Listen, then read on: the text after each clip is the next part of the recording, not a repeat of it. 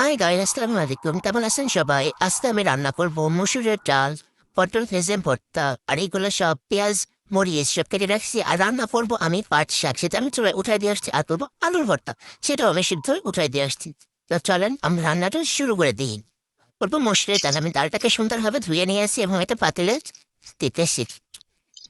এখন আমি এখানে দিয়ে দেবো কিছু কেটে রাখা পেঁয়াজ, কিছু কেটে রাখা মরিচ, গোটা রসুন। এখন আমি দিয়ে দেবো এখানে লবণ, পরিমাণ মতো লবণ।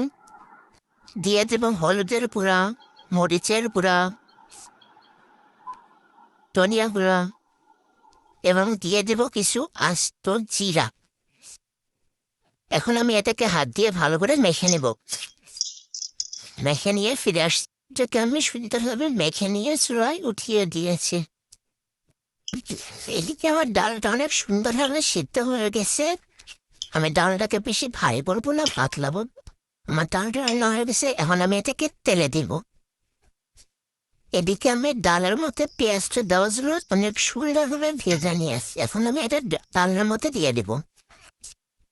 পেঁয়াজটাকে আমি ডালের মধ্যে দিয়ে সেখানে আমি একটু জাল ভরে নেব। আমার ডাল রান্না করা শেষ। এদিকে আমি একসাথে ভাত উঠাই দিছি। এদিকে আমার ভাতটাও হয়ে গেছে। আমি পটলটাকে সুন্দরভাবে সাজানো উঠে দিয়েছি। একদম মরিচ পেঁয়াজ রসুন সবসময় করে উঠে দিয়েছি। একসাথে সব ভেজে নেব। এদিকে আমার পটলটা অনেক সুন্দর করে ভাজা হয়ে গেছে। এখন আমি এটাকে ভর্তা করে নেব। এদিকে আমার পটল ভর্তাটাও হয়ে গেছে।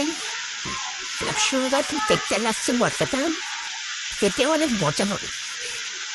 এদিকে আমি আলুর ভর্তা করার জন্য আলুটাকে সিদ্ধ করে নিয়ে এসে মরিচ পেস্টটাকে বেটে নিয়ে এসে আমি আলুটা ভর্তা করবো। এদিকে আমার আলুর ভর্তাটাও হয়ে গেছে। এদিকে আমি শাক ভাজি করার জন্য পেঁয়াজ মরিচটাও ভেজে নিচ্ছি। এদিকে আমি শাক ভাজিটা উঠাই দিয়েছিলাম। শাক ভাজিটা হয়ে গেছে। আজকের মতো আমার রান্না শেষ। আমার ভিডিওগুলো কেমন লাগে বন্ধুরা আপনারা বলবেন।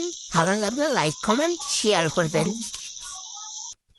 গরম ভাতের সাথে এটা খেতে যে কি টেস্টি না হয়, বাট খেয়ে দেখেন এইভাবে বানায় অনেক মজা পাবেন।